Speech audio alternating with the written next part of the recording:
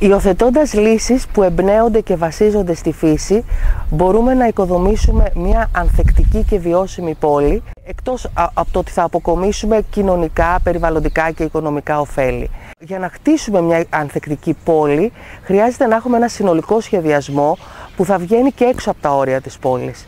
Θα πρέπει δηλαδή να λάβουμε υπόψη μας το διπλανό βουνό, το ποτάμι, τις αγροτικές εκτάσεις που περιβάλλουν την πόλη, το παράκτιο μέτωπο, πώς μπορούν να λειτουργήσουν οι λύσεις που βασίζονται και εμπνέονται από τη φύση μέσα στην πόλη. Καταρχήν θα πρέπει να αποσφραγίσουμε το έδαφος από τα σκληρά υλικά.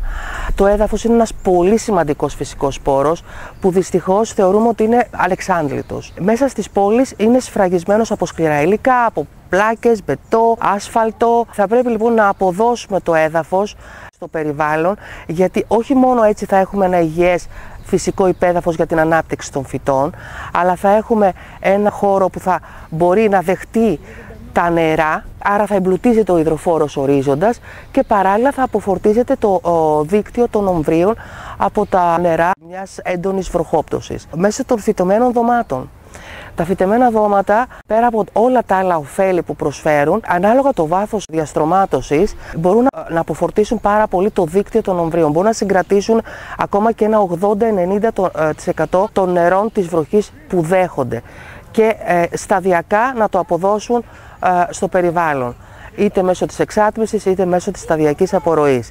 Σκεφτείτε ότι όλα αυτά τα νερά θα κατέληγαν στο πεζοδρόμιο κατά τη διάρκεια μιας έντονης βροχόπτωσης, ενώ τώρα μπορούν να συγκρατηθούν. Στις σκληρές επιφάνειες που κατακλείζουν τις πόλεις μας, που πολλές φορές δεν εξυπηρετούν απαραίτητα λειτουργικούς σκοπούς, έχουν γίνει σκληρές επιφάνειες γιατί έτσι ήταν η κυρίαρχη λογική να πλακοστρώνουμε και να χρησιμοποιούμε σκληρά υλικά. Αυτές λοιπόν οι σκληρές επιφάνειες, που μπορεί να είναι είτε σε πλατείες, είτε σε πεζόδρομους, είτε σε πεζοδρόμια, είτε σε χώρους στάθμευσης, μπορούν με τη βοήθεια των κατάλληλων κλίσεων να διοχετεύσουν τα νερά που δέχονται μέσα σε δενδροδόχους ή σε παρτέρια φύτευσης. Για να γίνει αυτό θα πρέπει τα παρτέρια αυτά και οι δενδροδόχοι να έχουν έδαφος μη συμπιεσμένο, αλλιώς δεν θα μπορεί το νερό να κατεισδύσει στα κατώτερα στρώματα. Για να γίνει αυτό υπάρχουν τεχνικές, μάλιστα τελευταία έχουν εφαρμοστεί στο εξωτερικό όσο και στην Ελλάδα κάποια συστήματα δόμησης του εδάφους που ουσιαστικά είναι αρθρωτά συστήματα που αποτελούνται από κυψέλες ή κελιά που τοποθετούνται κάτω από τη φύτευση και συγκρατούν τα επιφανειακά βάρη έξω από το χώρο που αναπτύσσεται το ριζικό σύστημα των φυτών. Εκεί λοιπόν, επειδή είναι ασυμπίεσο το έδαφος, μπορεί να αποταμιευτεί, να κατεισδύσει, να συλλεγεί νερό. Και φαντάζεστε πόσο σημαντικό είναι κατά τη διάρκεια μιας έντονης βροχόπτωσης να μπορέσουμε να αποθηκεύσουμε κάπου νερό και να αποφορτίσουμε το δίκτυο των ομβρίων. Το νερό από αυτά τα συστήματα μπορεί να αποθηκευτεί εφόσον δημιουργήσουμε μια κλειστή δεξαμενή και να επαναχρησιμοποιηθεί. Μπορεί όμως να αφαιθεί έτσι όπως είναι ανοιχτό το σύστημα και σιγά σιγά σταδιακά το νερό να εισχωρήσει στα βαθύτερα στρώματα. Οι κήποι βροχής είναι τυχαίες κοιλότητες, είτε τεχνητές είτε φυσικές, και ανάλογα με το βαθμό περατότητας της υπόβασής τους μπορούν να δεχτούν το αντίστοιχο ποσοστό νερού κατά τη διάρκεια μιας βροχής. Ένας κήπος βροχής με ένα καλό βαθμό περατότητας μπορεί να δεχτεί, αν είναι 100 τετραγωνικά, μέχρι και 150 κυβικά νερού το χρόνο, ένα πολύ σημαντικό ποσοστό νερού.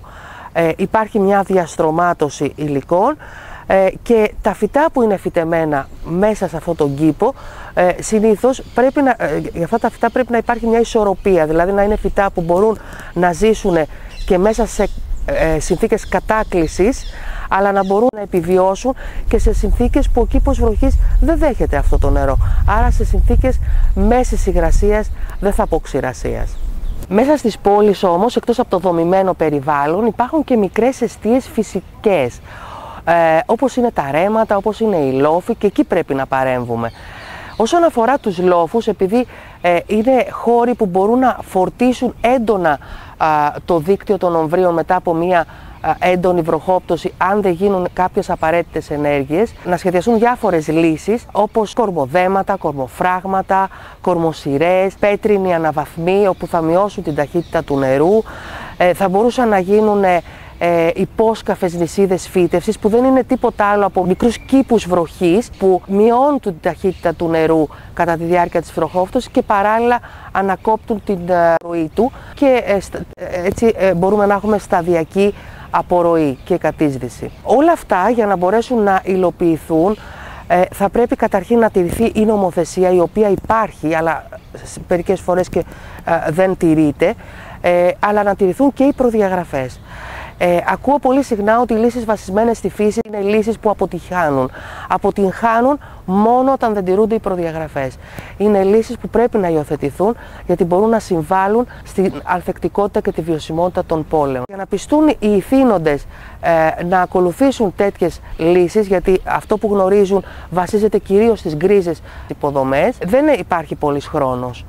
Το 2024 ψηφίστηκε από το Ευρωπαϊκό Κοινοβούλιο ο νόμος για την αποκατάσταση της φύσης.